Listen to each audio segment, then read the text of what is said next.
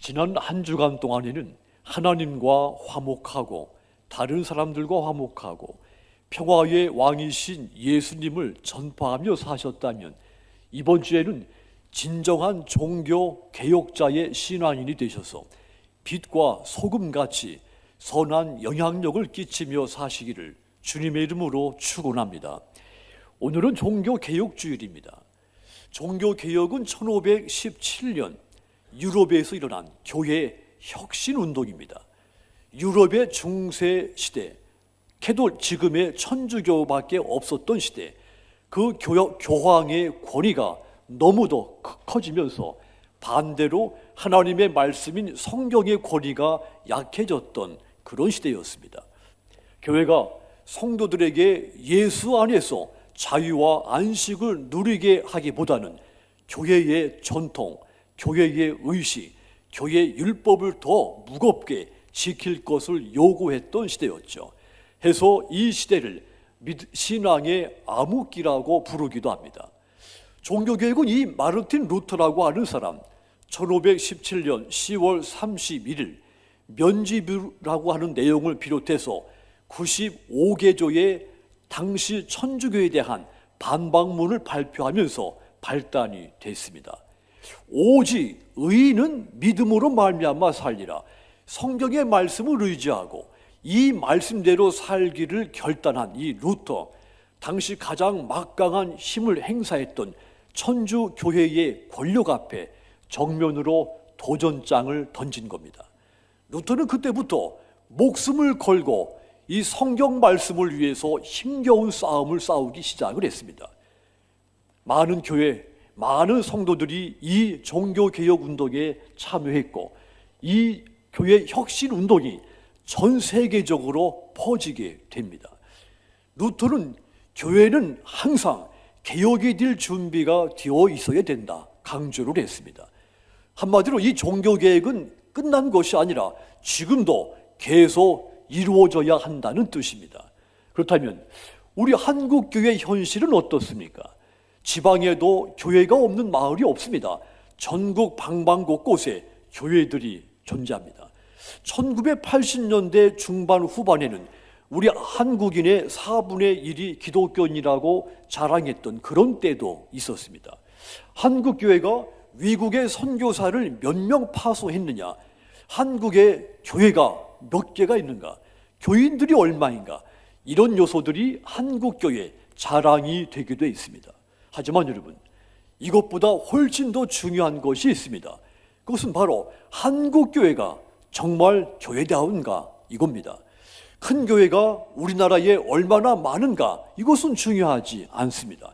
교회가 세상의 빛이 되고 있는가, 소금이 되고 있는가, 이것이 훨씬 더 중요한 문제입니다.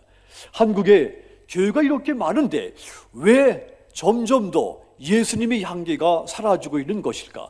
이 문제의식을 갖는 것이 훨씬 더 중요한 겁니다. 하늘 높은 이 십자가 탑은 많은데 십자가의 정신, 이 십자가의 신앙이 잃어버린 한국교회, 이것은 결코 자랑거리가 될 수 없는 것입니다. 자, 그러니까 한국교회는 계속해서 개혁이 일어나야 한다는 뜻입니다. 지속적으로 변해야 되는 겁니다. 한국교회가 변하지 않으면 추락합니다. 한 농부가 시장에서 강아지 한 마리를 샀습니다. 목줄은 단단하게 맸는데 기둥에 묶어둔 끈은 헐렁했습니다. 그 끈이 풀렸습니다. 끈이 풀린 이 강아지, 사람들을 피해 도망 다니기 시작했습니다. 자, 이 어린 강아지 때 묶었던 이 목줄은 그대로 찬 채 이 강아지가 어디 정착 없이 끊임없이 돌아다닌 것이죠. 강아지가 큰 개가 되면서 목줄이 목을 조이기 시작했습니다. 사람들이 이 큰 개가 된 이 강아지를 붙잡아서 목줄을 풀어주고 싶지만 그때마다 이 강아지는 도망을 갑니다. 사람들이 안타까워서 구조대원들에게 구조를 요청했고, 구조대원들에 의해서 개의 목줄을 풀었는데 목이 상당 부분이 썩어 있었던 겁니다. 수의사가 수술해서 겨우 고쳐냈습니다. 개는 성장해 가는데 목줄이 그대로 있었기 때문에 고통 속에서 점점 죽어가고 있었던 겁니다. 변화하지 않으면 죽는 겁니다. 세상은 변하고 있는데 내가 조금도 변화하지 않는다면 나는 추락하게 되는 겁니다. 마찬가지입니다. 교회는 끊임없이 변해야 됩니다. 그렇지 않으면 교회는 시대에 추락하게 되는 겁니다. 기독교는 변화의 종교입니다. 기독교는 전인적인 변화의 종교입니다. 썩을 것이 썩지 않는 것으로 변하는 것이 기독교입니다. 죽을 것이 죽지 않는 것으로 변화하는 것이 기독교입니다. 생명적 변화, 이것이 기독교의 본질입니다. 고린도전서 15장 53절은 그 선언입니다. 거기 보시면 이 썩을 것이 반드시 썩지 아니할 것으로 입겠고 이 죽을 것이 죽지 아니함을 입으리로다 그랬습니다. 예수 안에 이렇게 변화된 모습이 다른 사람들의 눈에 비춰질 때 마침내 하나님께 영광이 되며 복음의 능력이 나타나게 된다는 것입니다. 에베소서 4장 22절 23절도 보시면 너희는 유혹의 욕심을 따라 썩어져 가는 구습을 따르는 옛사람을 벗어버리고 오직 너희의 심령이 새롭게 되어 하나님을 따라 의와 진리의 거룩함으로 지으심을 받은, 따라합시다, 새 사람을 입으라. 아멘. 옛사람을 벗어버리고 새 사람을 입으라 했습니다. 개인에게 있어서 옛사람이 새 사람으로 바뀌는 것, 전인적인 변화, 이것이 개혁입니다. 이것은 예수 안에 거듭난 사람에게는 필연적으로 따라오게 되는 변화인 겁니다. 고린도후서 5장 17절도 보시면 그런즉 누구든지 그리스도 안에 있으면 새로운 피조물이라 이전 것은 지나갔으니 보라 새 것이 되었도다 했습니다. 예수 안에 있으면 누구든지 새로운 피조물이라 했습니다. 그렇다면 새로운 피조물로 변화된 사람은 어떤 모습을 갖춰야 됩니까? 바울은 오늘 본문에서 이야기를 했습니다. 이런 모습이 새로 변화된 피조물의 모습이라 했습니다. 한마디로 마음이 약한 사람을 격려해주고 오래 참고 악으로 악을 갚지 않고 항상 기뻐하고 쉬지 않고 기도하고 범사에 감사하는 삶, 이 변화된 모습이 새로운 피조물의 모습이라고 했습니다. 오늘 본문 마지막 권면도 새로운 피조물로서 따라합시다. 악은 어떤 모양이라도 버리라. 다시 한번, 악은 어떤 모양이라도 버리라. 아멘. 악은 어떤 모양이라도 버리라고 했습니다. 이것이 변화된 새로운 피조물의 모습이라고 했습니다. 왜 이렇게 권면하는 것입니까? 악은 여러 가지 모양으로 숨어서 우리의 틈을 노리고 있기 때문입니다. 그렇게 숨어 있다가 우리의 빈틈을 타고 들어와서 우리가 변화되고 개혁되지 못하게 막기 때문입니다. 그렇다면 여러분, 여러 가지 모양으로 틈을 타고 들어오는 이 악을 이기고 진정한 종교 개혁자가 돼서 빛과 소금같이 선한 영향력을 끼치며 살려면 어떻게 해야 되겠습니까? 가장 먼저 악은 생각하지도 말아야 됩니다. 악을 생각하는 순간 악의 지배를 받기 시작합니다. 애당초 내 마음속에, 내 생각 속에 악이라고 하는 것을 생각 자체를 지워버려야 되는 겁니다. 악은 본질적으로 우리의 생각을 지배하려고 하는 이 성질이 있습니다. 죄는 생각에서부터 시작이 됩니다. 죄는 우리 마음에서부터 시작이 됩니다. 그래서 이 솔로몬 잠언 4장 23절에서 이렇게 선언을 했죠. 모든 지킬 만한 것 중에 더욱 네 마음을 지켜라. 생명의 근원이 이에서 남이니라 그랬습니다. 죄는 세 가지 특징이 있습니다. 첫째로 죄는 성장성이 있습니다. 바늘도둑이 소도둑이 되는 겁니다. 둘째로 죄는 반복성이 있습니다. 지은 죄는 또 지을 가능성이 매우 높습니다. 죄는 재범률이 아주 큽니다. 셋째로 이 죄는 전염성이 있습니다. 퍼져나가는 성질이 아주 강한 것이 죄입니다. 그 전염성과 확장성이 아주 뛰어납니다. 자, 이 모든 죄가 생각이나 마음에서부터 시작이 되는 겁니다.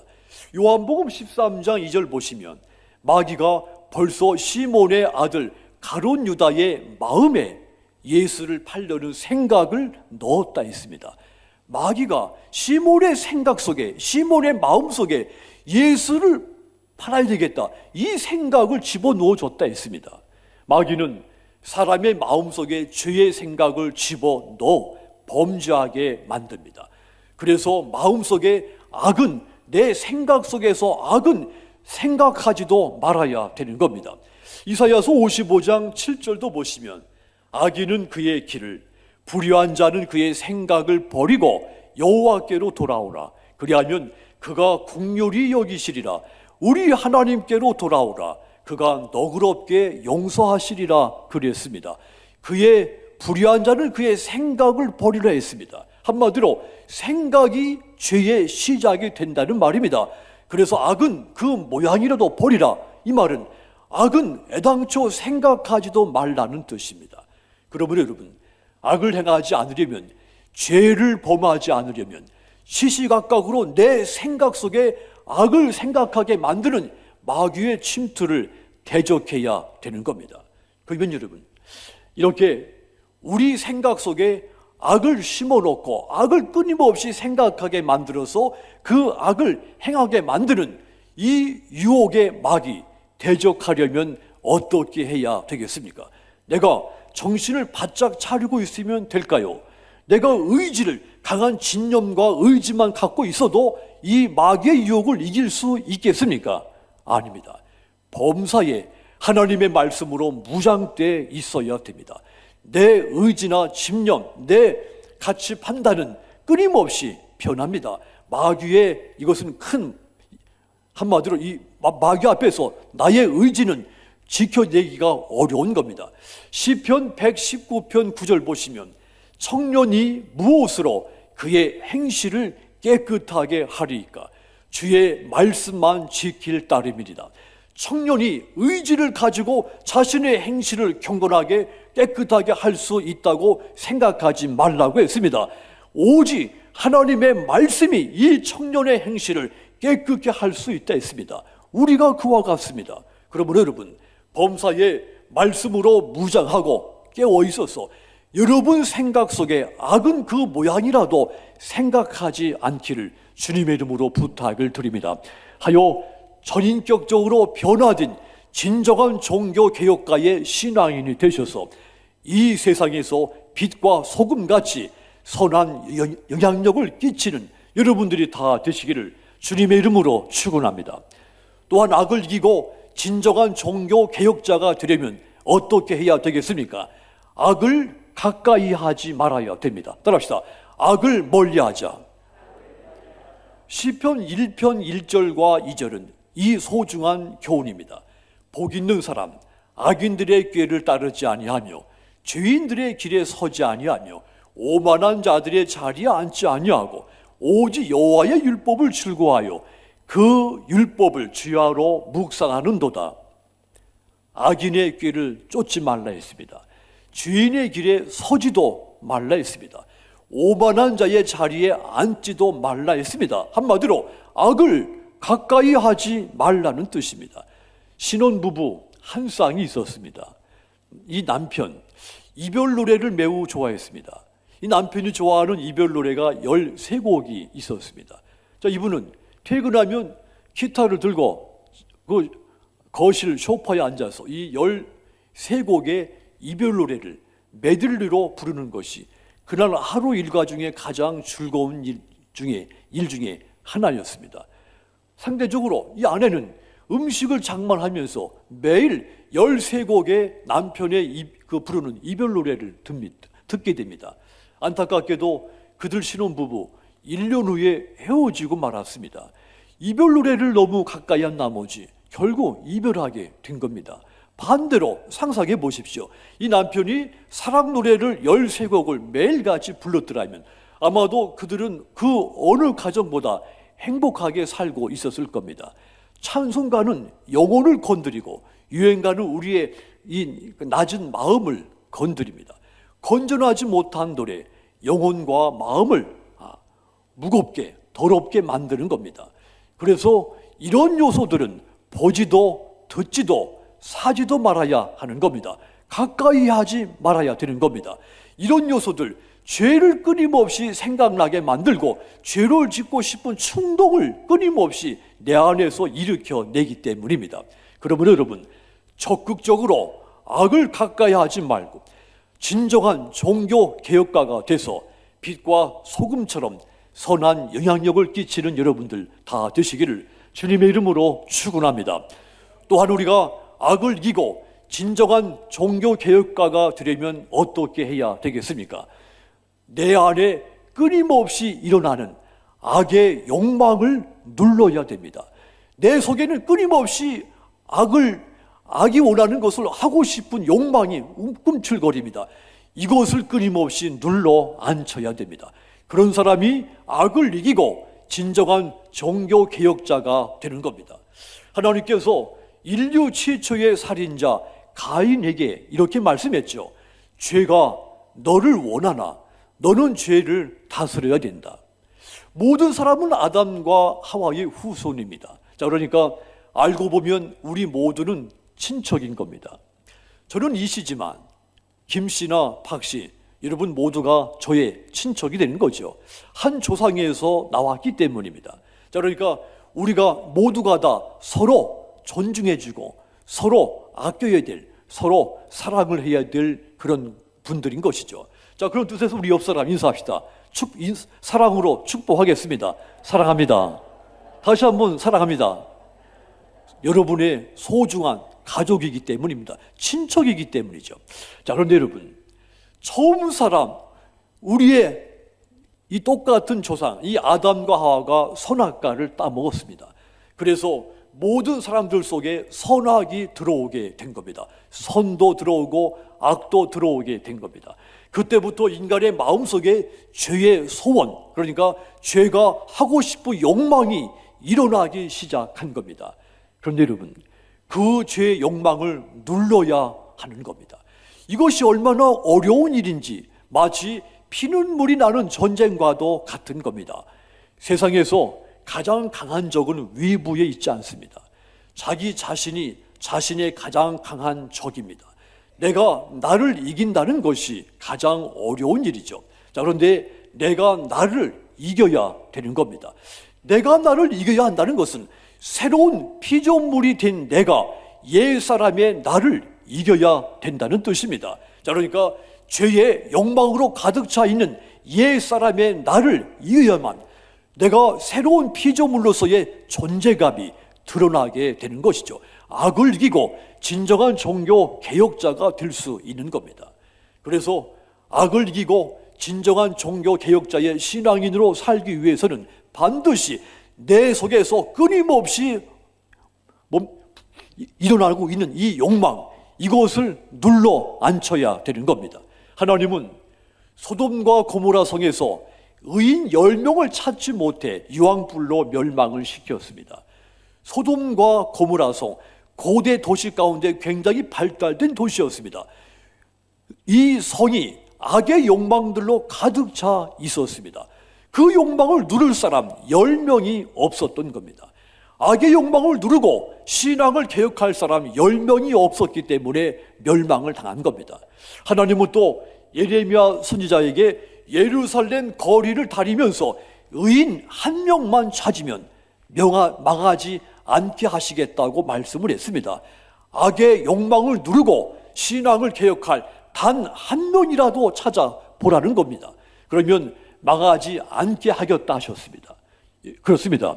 악을 이기고 진정한 종교 개혁자의 신앙인이 되어 살기 위해서는 내 속에 불같이 일어나는 이 악의 욕망을 끊임없이 눌러 앉혀야 되는 겁니다. 그러므로 이 종교 개혁의 절기에 여러분들 속에 모든 악의 욕망을 눌러 앉히셔서 마침내 빛과 소금처럼 선한 영향력을 끼치는 여러분들이 다 되시기를 주님의 이름으로 축원합니다. 또한 우리가 악을 이기고 진정한 종교 개혁자가 되려면 마지막으로 따라합시다. 회개하자. 내 안에 모든 악의 요소들, 죄의 요소들을 통렬하게 회개해야 합니다.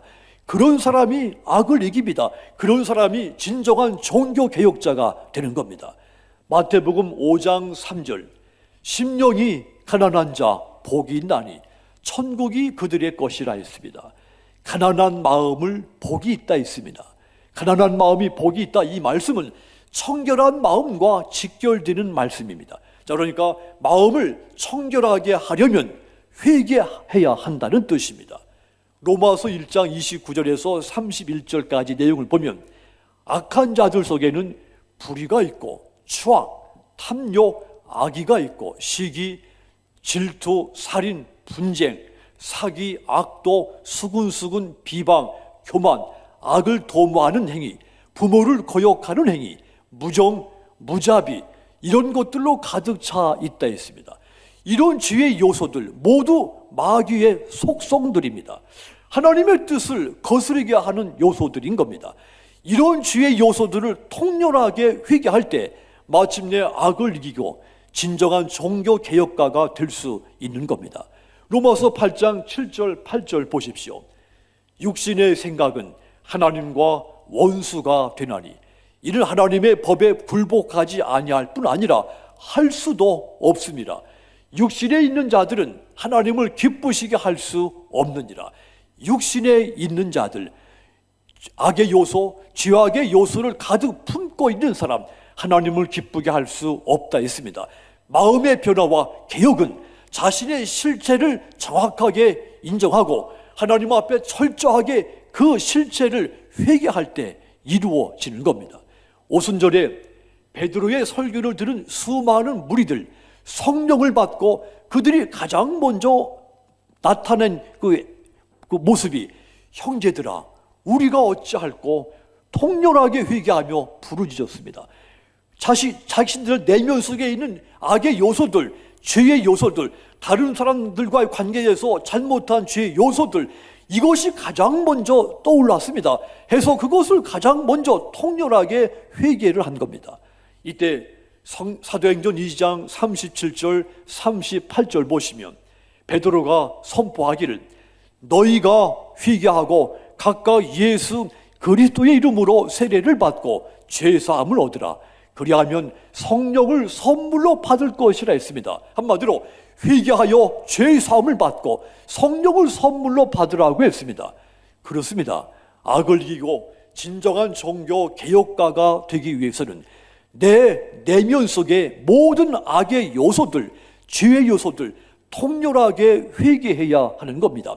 하여 이 시대에서 개혁된 믿음으로 빛과 소금처럼 선한 영향력을 끼치는 믿음의 여러분들이 다 되시기를 주님의 이름으로 축원합니다.